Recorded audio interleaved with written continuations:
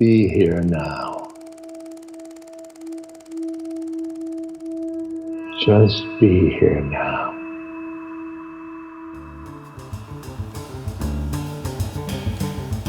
Welcome to the ReRooted podcast with Francesca Maximé, trauma-sensitive mindfulness meditation teacher and poet.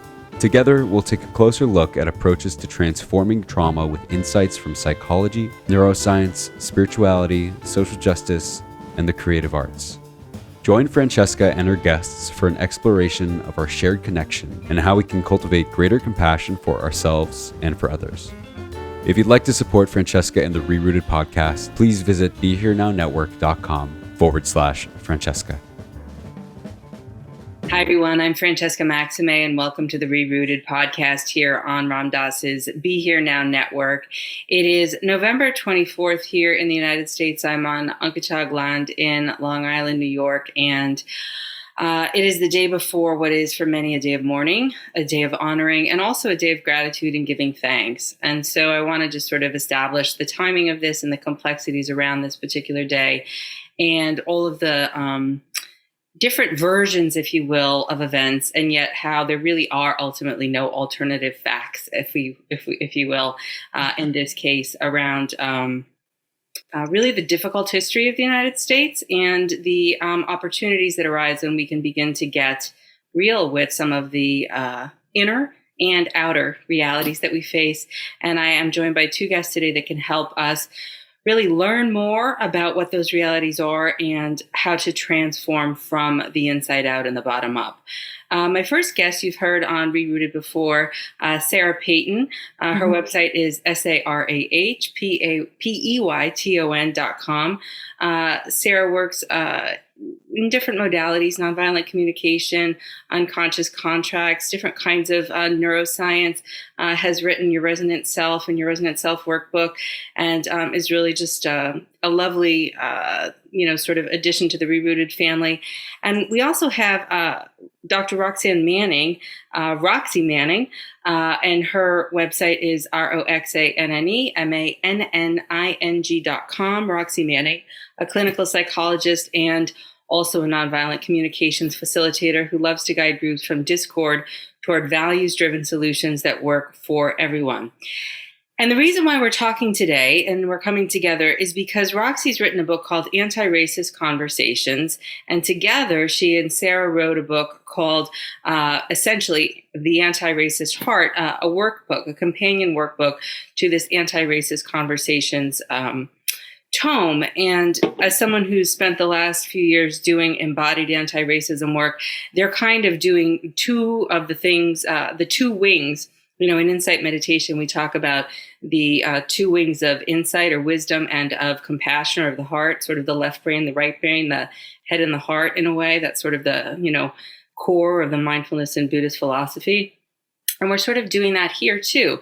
We're talking about the rough truths or the difficult truths that Roxy's bringing to the table in her book, and then the integration, as Dr. Dan Siegel talks a lot about, with the actual neuroscience and understanding what's happening in our body and the neuroscience and how to regulate and how to stay with some of these challenges that we are facing because oftentimes they are hard to face and we get a little lost and we can get into fight, flight, or freeze. So we invite you to stay present for this conversation. And I welcome Roxy and Sarah to the ReRooted podcast here on Ram Dass's Be Here Now Network. Thank you, Francesca.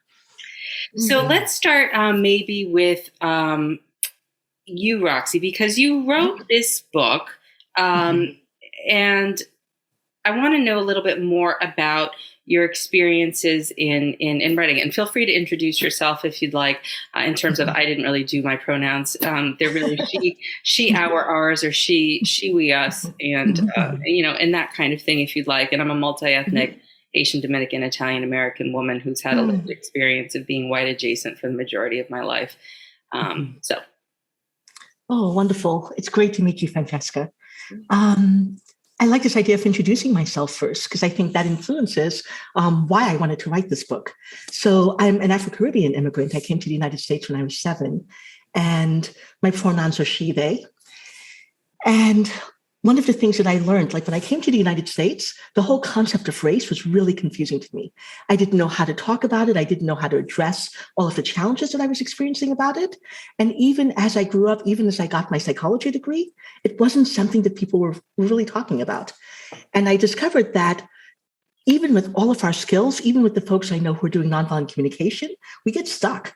We really don't know how to respond, both either to tell somebody, I don't like what you said, and the way that you are treating me isn't actually working for me, or to respond when someone tells us that, right? People go immediately into, there's a lot been said about white fragility. We don't know how to actually respond in ways that create connection and create the possibility for change. And that's part of what I wanted to address.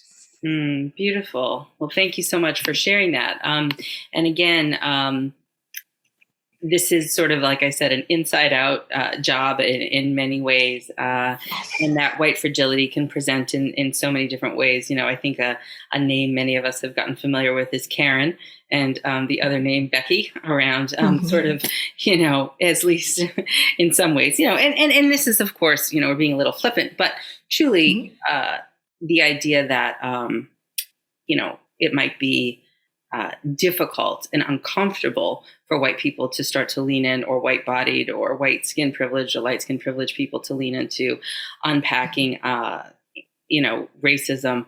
But that discomfort is not a life threat. And that's where you come in, Sarah. Oh, so beautiful. I love that. Discomfort is not a life threat. Right. Yeah. I love that.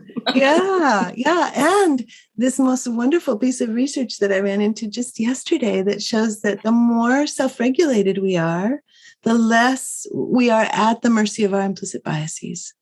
So the more capacity we have to name what's happening in our own bodies and be resonant with ourselves, the more we have some ground to stand on to begin to address the structural racism that is kind of terrifyingly comprehensive in our North American world. Right. That's right. And thank you for sort of naming that. I think one of the first classes that I took was called on anti-racism, or beginning to really unpack this stuff, is Before We Were White by white.org, and it really sort of digs into, well, who are you, or who were you before you sort of Americanized as into a racial category? What is your ethnicity? What is your history? And so many people don't know. I'm fortunate to know my Italian and Haitian and Dominican lineage, but a lot of people don't know. And for people who are African American, a lot of that has been stripped because of the economic system and genocidal system that was chattel slavery. So anyway, Roxy, let's talk a little bit about your book and sort of what's in it, and what can people expect, and how is it a little bit different perhaps than other books that people might read on anti-racism? Yeah. So first, I just want to say how touched I am hearing this piece about how much we've been stripped of our identities. And you mentioned that truth for African-American folks. And I think it's true for African descent folks, because as I mentioned, I'm Afro-Caribbean. And so I can hook onto the fact that I'm Trinidadian and I have a little bit of that heritage, but I actually still don't know my heritage, right? Because I don't know where my ancestors came from. I know we ended up in Trinidad as part of the whole slavery movement, but I don't know anything really about my background. And I think that kind of unknowing, that there's an instability there in not knowing exactly who I am and how do I fit into this larger world that's being constructed around me. In terms of the book, one of the things that I wanted people to do, I wanted to start actually with folks from the global majority, folks who identify as being one of the groups that have been marginalized, racially marginalized across the world. And there's so many different ways that we struggle. There's always the question of, do I fit in? And what's the cost of fitting in? And I want people to be really mindful and aware of that. Every single time I have an interaction that deals with race, I'm making a choice. I'm making a choice to be silent because I think the costs are way too high, right? If I speak up to my boss who's just told a racist joke, am I going to be on the outs now? Am I going to lose my job? Am I going to get the worst assignments? Or if I do speak up, am I going to be labeled as a problem? Am I going to be, the angry Black woman, the thing that I'm always worried about, right? And I want people to really learn how to both acknowledge the different places where they start to worry about these things and then choose for themselves. How do I make a choice? What helps me decide when is it worth risking? All of the things, the comfort, the belonging, sustainability that we have in speaking up. So that's one of the questions that I bring into the book that I think a lot of people don't talk about. A lot of times people talk about if somebody says something, you jump in and you do something and you speak up. And we don't actually say, wait a second, hold on. I want you to make sure that you're doing it in a way that actually serves you, that attends to all of the different needs that you have. So that's one piece. Yeah, beautiful, beautiful. Yeah, you can continue. That's one. Yeah, you can. Okay. Yeah. And so then the next piece then is when I speak up, I want folks, like I'm really guiding folks into thinking about all of the different things that I might need to have in place. So again, part of what I'm pushing back against is this idea that there's a demand that if something happens, if I'm going to be a righteous Black person, I'm going to speak up and I'm going to say something against it. Instead, I want people to understand what resources do I need and who can I get to actually be a supportive ally. What are some of the options for me in speaking up? I really talk a lot about calling out versus calling in, because in some ways, calling out's been demonized. That's the thing that bad people do, angry people do. But calling out has a role. And I want people to really understand that there are times when calling out is completely appropriate and it's the best that we can do. And I also want them to have in their toolbox the options to call in, to be able to say, I'm going to do my own work. Like you mentioned that insight in part, I'm going to do my own work first to understand what's going on inside of me and be able to share that with someone else in a way that invites them to stay in the conversation. So I want people to understand the differences that they might be attending to if they're choosing to call out versus calling in. Right. And I think Sonia Renee Taylor says, can we call on? How can we really sort of integrate that accountability piece with the sort of not cancel culture and not necessarily just the gathering around, let's kind of be in the space together, which is, of course, a necessary prerequisite, but also this idea of really asking of you, moving toward compassionate action, embodied collective liberation. So, Sarah, maybe you can talk a little bit about how that works and maybe give us an example of what might be a person who might have, I think it was white fragility. There's a term you use, Roxy, which is a term that people are familiar with, that understanding the neuroscience and whatnot that comes through in the workbook piece that you've co-written.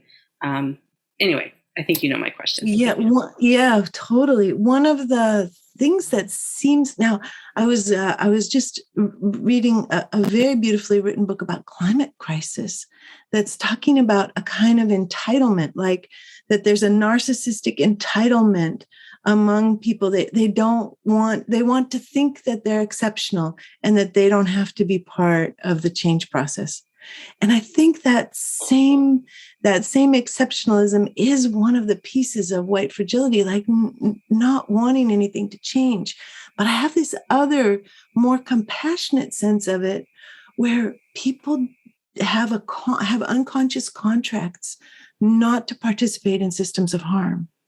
And so when they're informed that the system that they're participating in is excruciatingly harmful, then their nervous systems stop dead because they just can't go any farther because they're hitting their own unconscious contract not to participate in harm. So once people begin to see that and start to understand that that's not a livable vow, that we all live in systems of harm that include structural racism, that include the impact on the planet, then we start to be able to have a more realistic sense of what's possible. And we don't get stopped by our own nervous systems in beginning to explore it. It doesn't devastate us.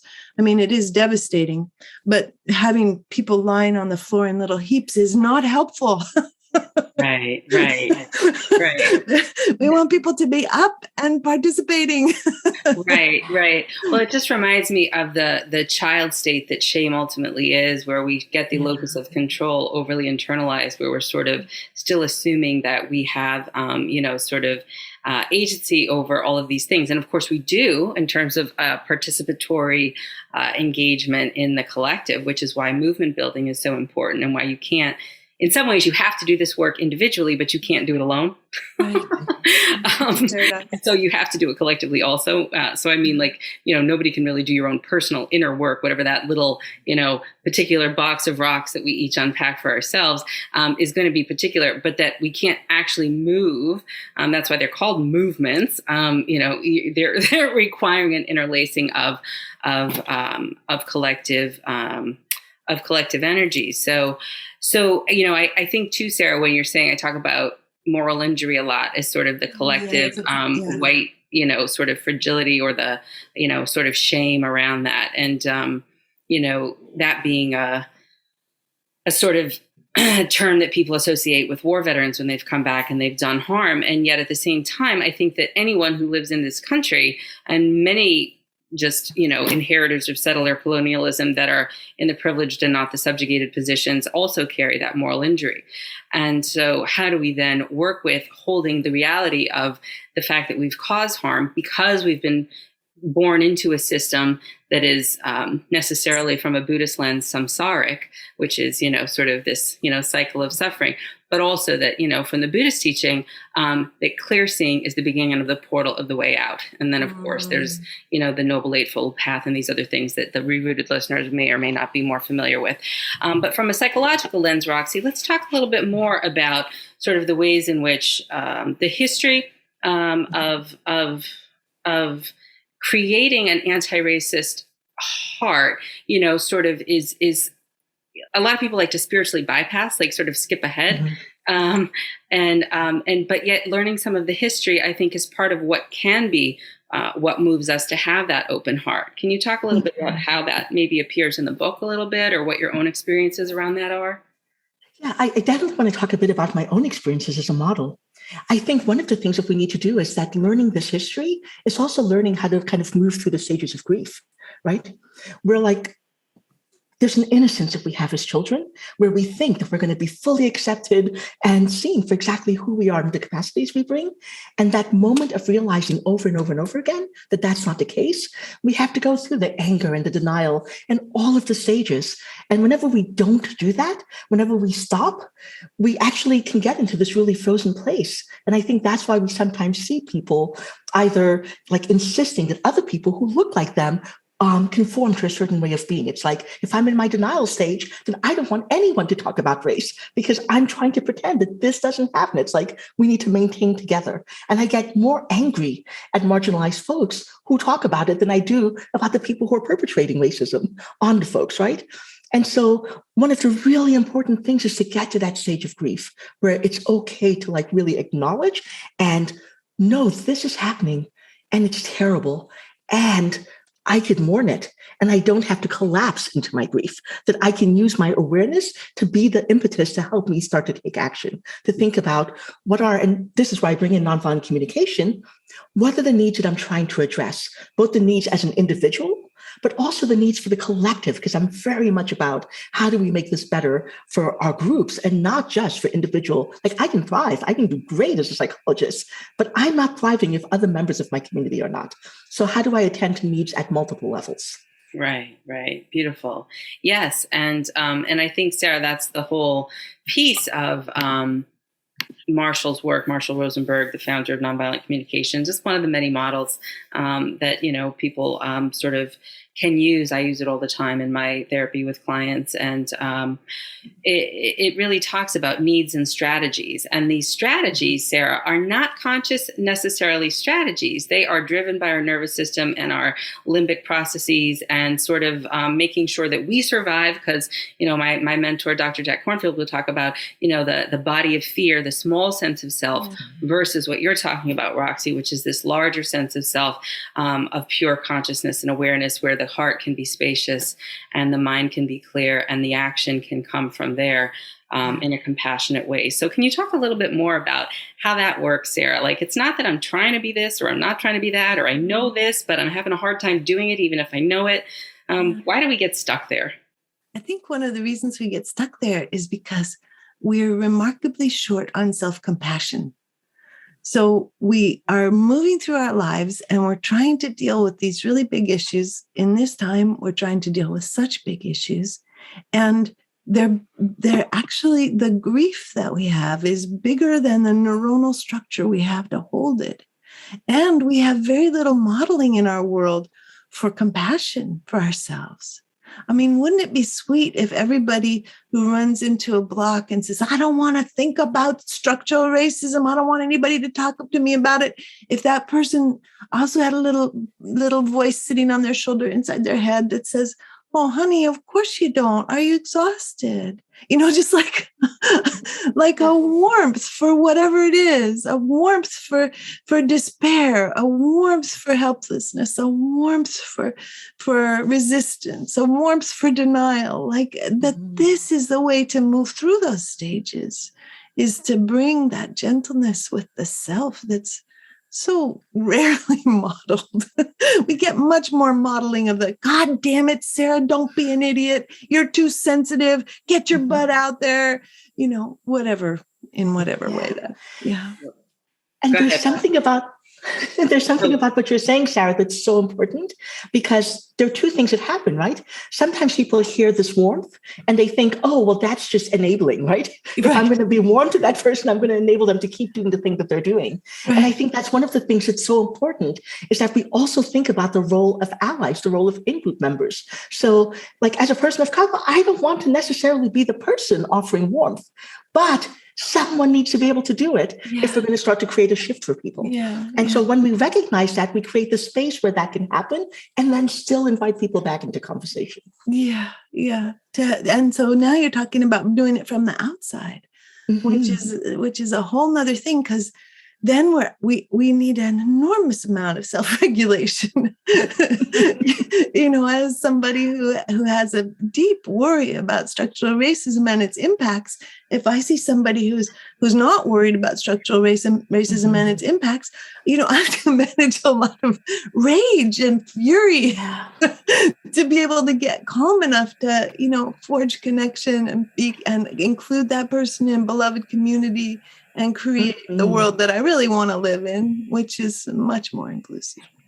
Right. And I really hear you, Roxy, that, yes, that, it would be, Dr. Bruce Perry has a nice neurosequential model about regulate, relate, and reason. And I need to get regulated before I can actually hear what you're, before I can sort of take in the information that you're giving me. I have to, my nervous system has to be settled, but that there's something about in the history of whether it's, we could go on and on in terms of the tropes and the implicit and explicit, mammies, nannies, women who work in the kitchen, what is the lineage and the history of Black women, Black Americans, Black people who have brown skin, as opposed to those who are lighter white skin privileged in this racialized society, in this institutionalized, systemically racialized structure, right? We're talking about the ways in which, for at least in this country of the United States, for 350 years, plus that we have had codifications and legalities that have created the structure that no, it's not our true nature. No, it's actually, yes, it is a complete fabrication. And yet the impacts of it are true and real and whatnot. So,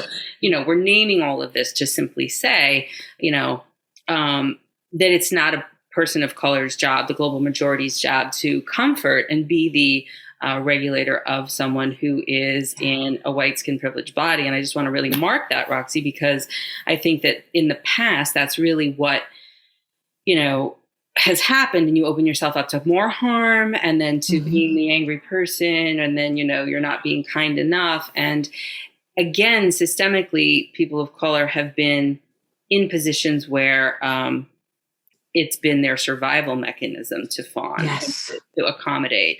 And so I wouldn't be here if I didn't take care of your feelings. And now that we're upsetting the apple cart and saying, you have to take care of your feelings on your own, discomfort is not life threat, as we started the podcast with, and, find a way, resource that, and then let's come back and have the conversation about equity and about why this microaggression went wrong and stuff like that. Mm-hmm. Absolutely. And I think that's the really important part, helping people learn strategies for how to resource each other that don't rely on kind of getting a pass or, an okay from people from historically marginalized groups. Right. And I guess, how does so there's two parts, and the way in which this, just, for listeners who are listening and watching this, this podcast, depending on when it's going to air, it'll either be prior to or post the Kickstarter campaign that they've been using to kind of crowdsource some additional funding, which I also want to talk about, sort of being outside the model of like institutionalized, like, publishing, media, all these things are all part of these structures, right? We talk about the prison industrial complex, we talk about, the academia and all these kinds of things, but nothing is, immune to the influences of white supremacist delusional culture in terms of, the haves or the have-nots, or who gets access and, to power, privilege, and resources. But in any case, the book that Roxy wrote is, in tandem with the workbook that the two of you wrote.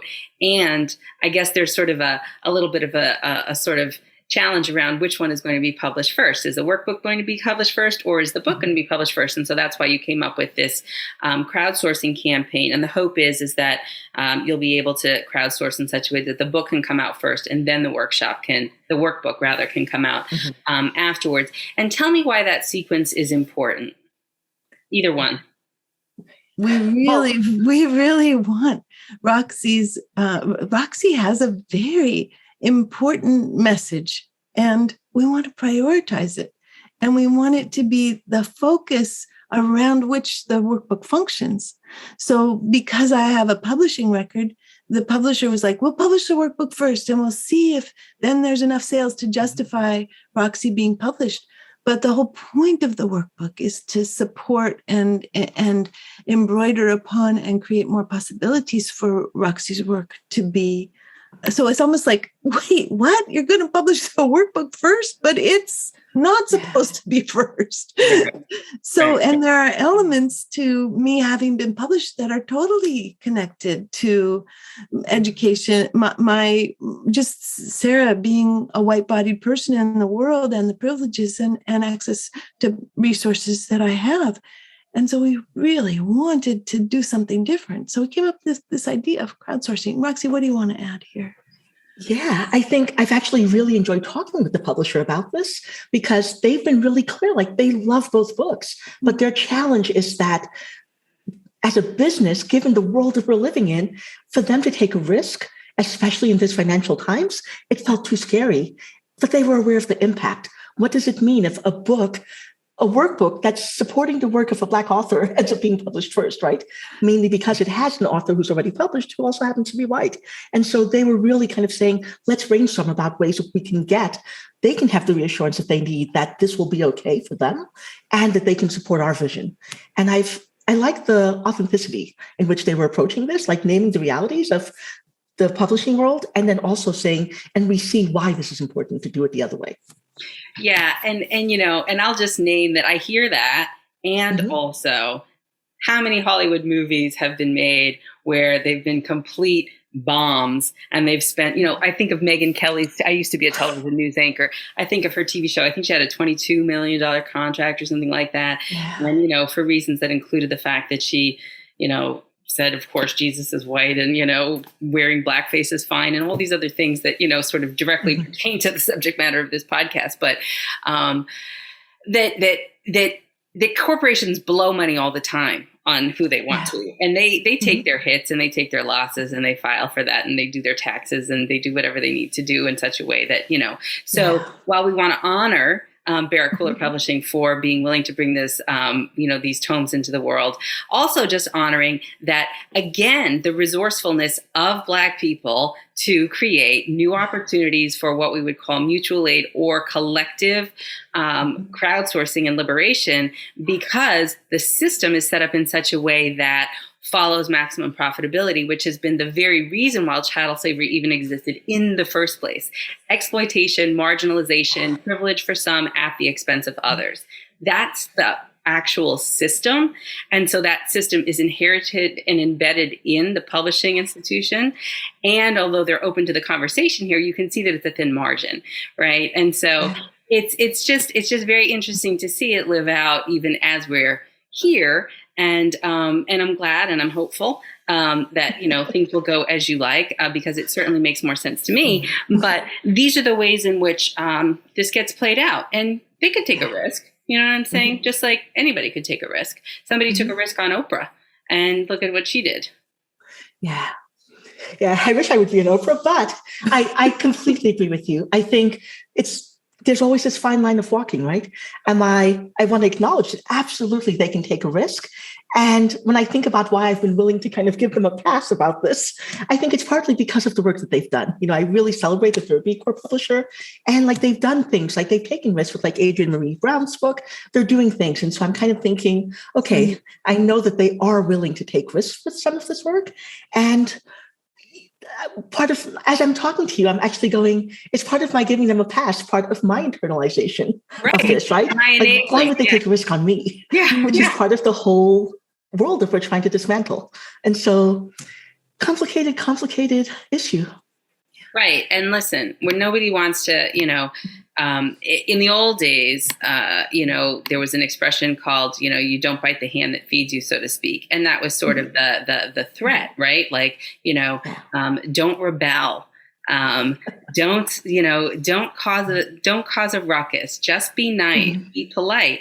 And I think there's room to hold both. I am filled with compassion and love and connection. I am honoring and loving the work that this publisher and other publishers that, are supporting, folks. I think it was Penguin. I was listening to Nicole Hannah-Jones the other day about the 1619 Project book that she just put out. That's a really powerful collection of essays and photographs and whatnot that, speak directly to the history of race in this country.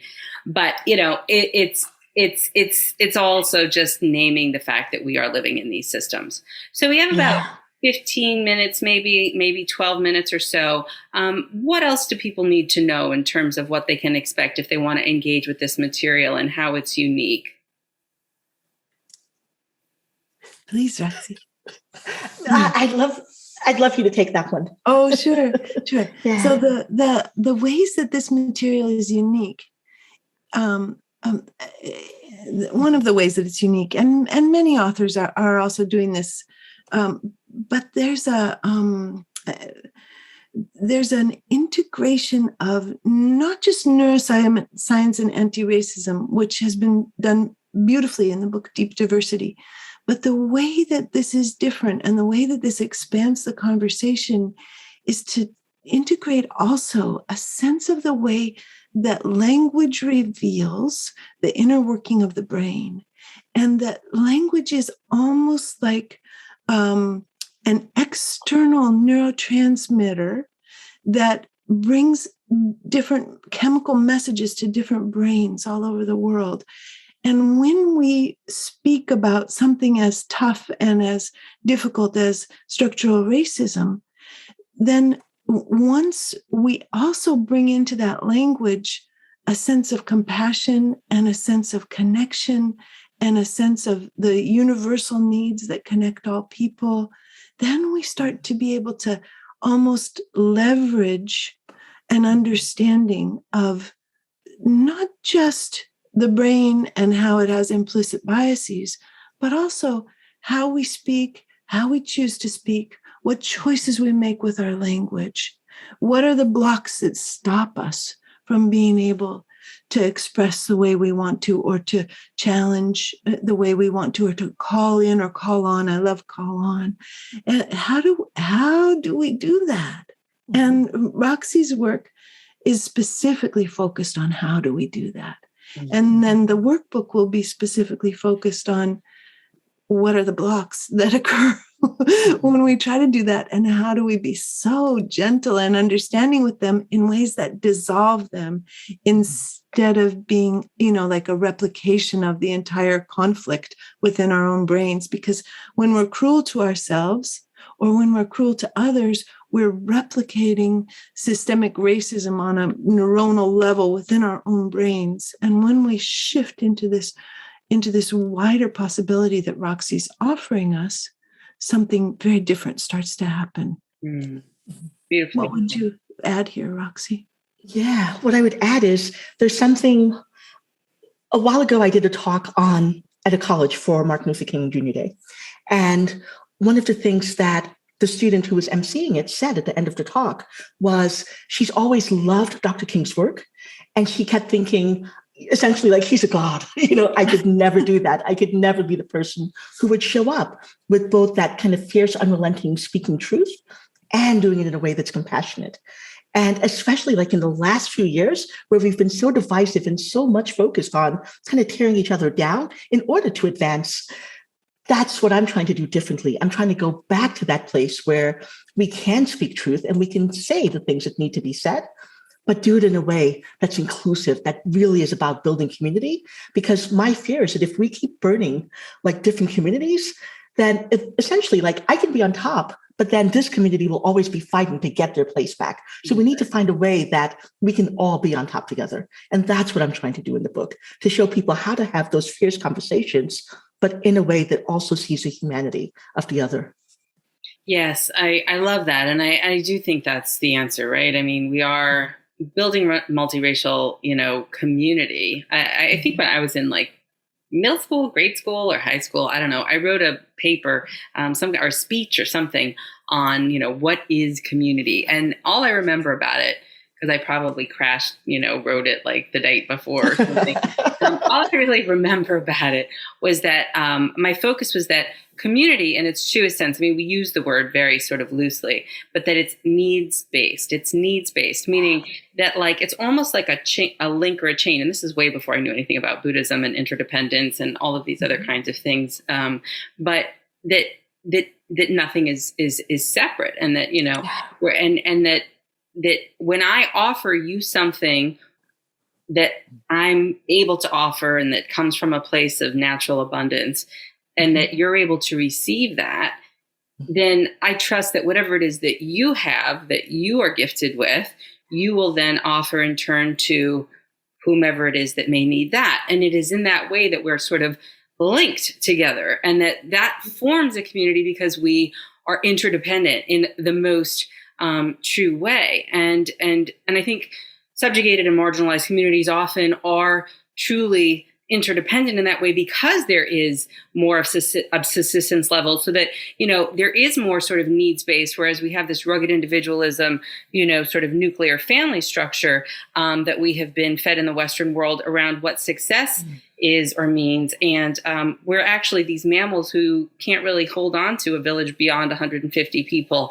and stay easily regulated, and so we're all kind of trying to manage how do we invite in a sense of collective well-being despite these constructed racial differences and the inevitable implicit biases and prejudices that do manifest in harmful and unskillful actions, and hold our sense of positive, warm regard and self-esteem, and our willingness to have what I call an embodied humility around these issues of leaning into getting curious and being open to something that may be uncomfortable, but also may be emergent and growth producing. Yeah. So we have about 5 minutes or so. Why don't we talk a little bit more about what you feel is the toughest part of the book that you wrote, and what did you have the most joy writing? I think the toughest part is how to really demonstrate that having compassion for people who are doing harm to us is okay, is actually serving my long-term goal. Like when I think about that goal of beloved community, that having that compassion in the moment when I'm grieving, when I'm angry, is helping to build beloved community. And to do that in a way that doesn't, like I said before, feel like I'm giving a pass or I'm absolving people or not actually addressing the issues. Right. Yeah. And as you're saying that, Roxy, and then I want to hear from you, Sarah, I'm reminded of the story, and I don't remember her name, but it was a Tibetan nun that I think had been incarcerated for, decades. And, they asked her something when she was freed, what was she most afraid of? And she said that, I think, if I'm paraphrasing this correctly, along the lines of, that I would lose compassion for my captors or something like that, and that, underscores and if I didn't get that story right, don't hold me to it. But I think that's kind of what the moral of that story was, which echoes what you've said. And that's after decades of abuse. Yeah. And that's actually what we all experience, right? We experience decades of abuse going through the society that's so racialized, but somehow we're not going to change it if we can't find a way to hold compassion. Right. Which is different from not being able to have a sense of accountability that you're looking for. Exactly. And again, a bringing in. Sarah, tell me about your experiences, the highs and the lows of the work. Yeah. Well, it's interestingly similar, but has a slightly different taste to it, which is how to really want beloved community and be authentic about it, and hold my own outrage with enough care that the book really embodies the compassion, because sometimes I just the fire gets kind of intense, and it really wants to blame people. Yeah. Tell them they're wrong. Well, I heard someone say that, most of the people that do all this neuroscience and trauma work that I do, they never get to the place of the activism and the engagement that's so necessary. All my mindfulness communities, we like to sit on the cushion and just sort of be in our sati and, have I know what I'm thinking, even though I'm not caught in my thinking, and that means I'm doing my mindfulness right. But, and I write a check once a year to this organization. And so that means I'm engaged.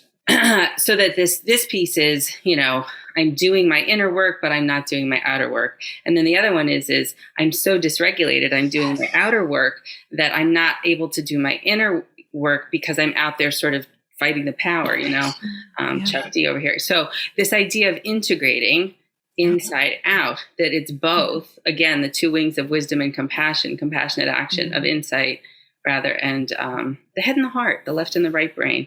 And movement from that. Movement. And how do we get to joy? You know? Because it is essentially joyful work. I mean, it's work of inclusion. It's work of expression. It's work of authentic expression. How do we get to joy? Yeah. And so I love the way that you just said this, Francesca, this piece around how do I actually take action, but from this grounded place, right? From a place where I'm really connected to what's important to me and then to what I'm looking to create in the world, so that we're not just, kind of spinning our wheels and finding inner peace. And then still, I don't want my inner peace to be that I'm okay with suffering. I want to actually be taking steps to change suffering. Right. And as we kind of, again, sort of are winding down, I think it's, and I always say this wrong because it's such a multisyllabic name, but Avalokiteshvara, 1,000 arms of compassion, sort of this deity that is sort of this abundant compassion and kindness. And I think that in a sexist world, in a patriarchal world, which is embedded in the capitalist, white, supremacist, delusional, patriarchal world. And, this is Audre Lorde's and other folks, sort of ways of framing this sort of carbon monoxide ether that we're inhaling when we're thinking we're inhaling oxygen, that I think that this idea is often the burden of women. Or of femmes, or of,